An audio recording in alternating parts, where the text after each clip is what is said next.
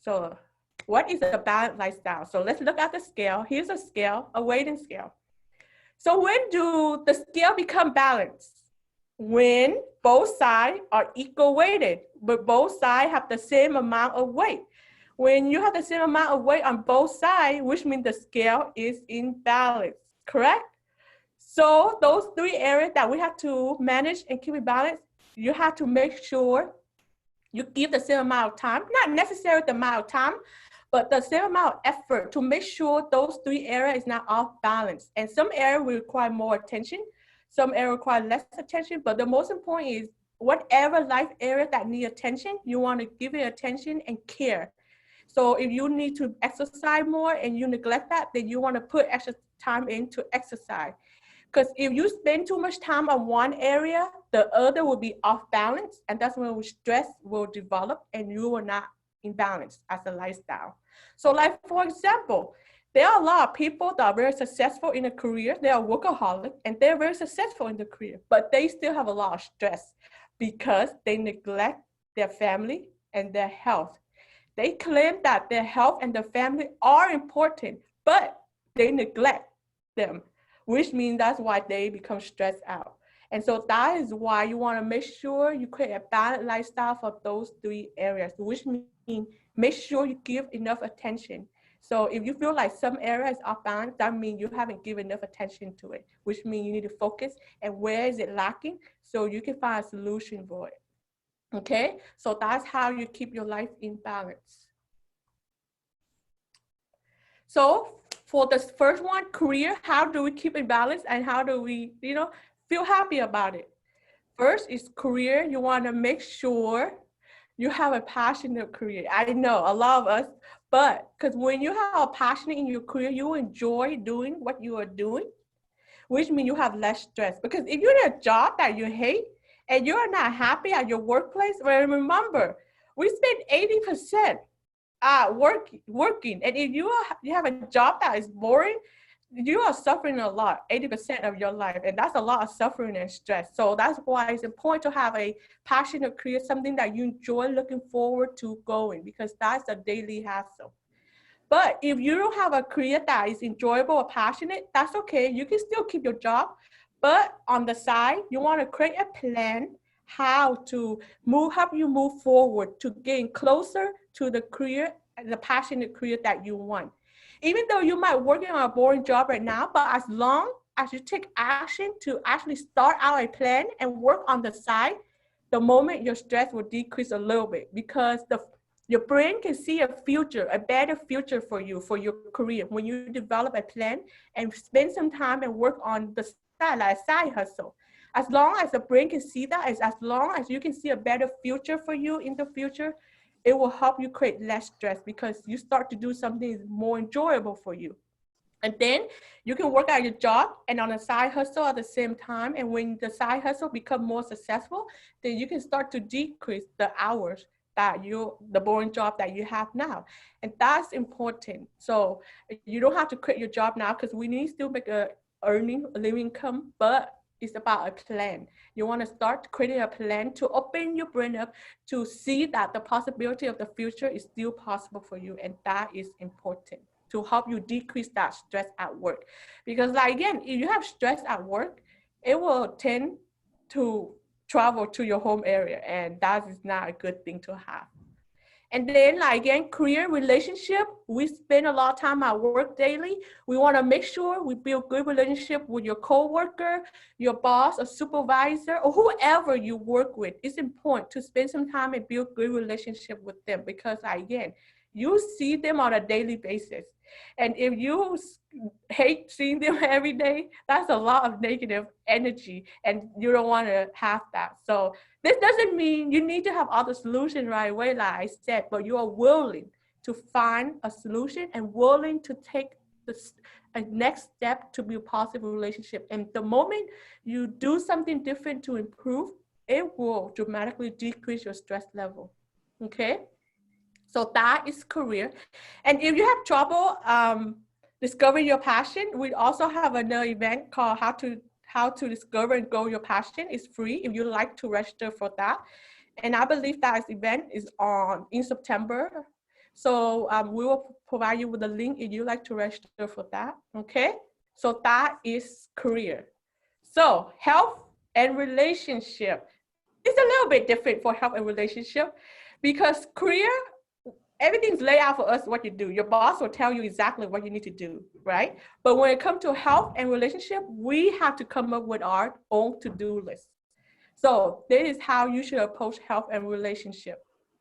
First, you want to write down everything you need to do for your health to make sure if you believe that eating healthy is important, exercise is important, sleeping is important, resting is important. You want to write down every single thing you believe will give you the good health that you want, okay?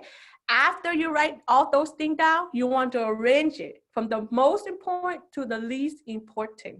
So like, for example, when it comes to my health area, for the things that I believe are important for my health, healthy eating, exercise, resting, and resting, when I say resting, is more about taking breaks throughout the day, and then sleeping.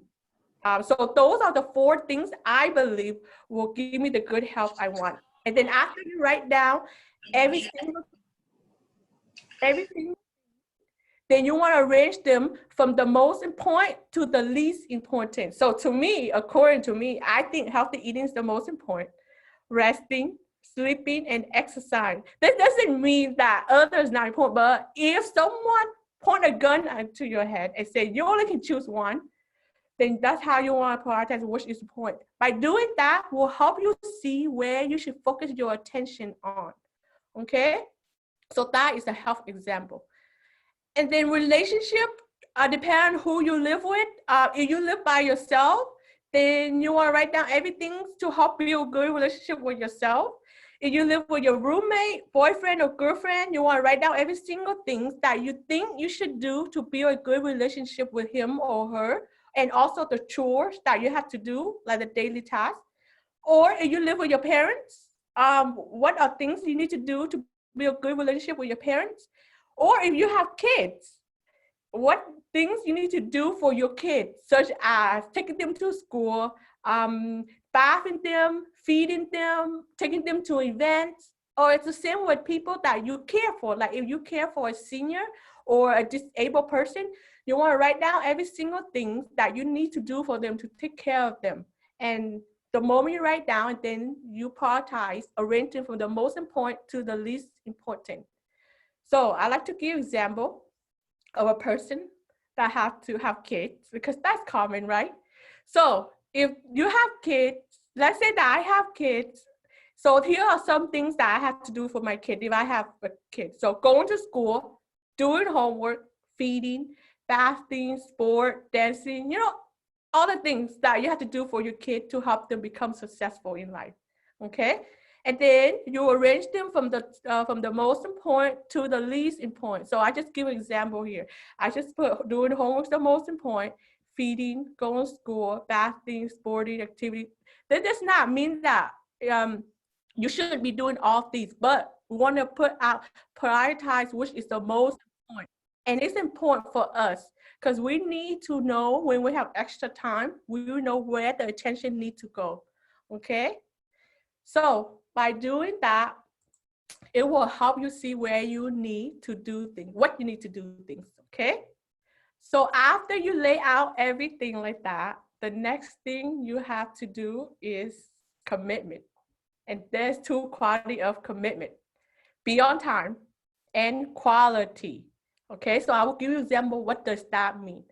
So the 2 examples that I already lay out for you for the healthy eating, exercise, resting, and sleeping, that's my example. Okay, so here it is.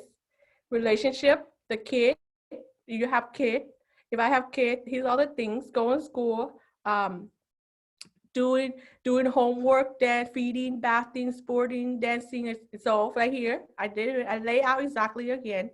So this is how commitment works, okay? Commitment means you want to pick the top one and then be very committed to it, which means be on time and quality. So like I said, the top one, you only need to be committed to 1 or 2. That's important. I will explain to you why we only need to be committed to one or two, okay? So, but we want to start out with the first one. So healthy eating. Let's say that healthy eating is my top priority, and it is.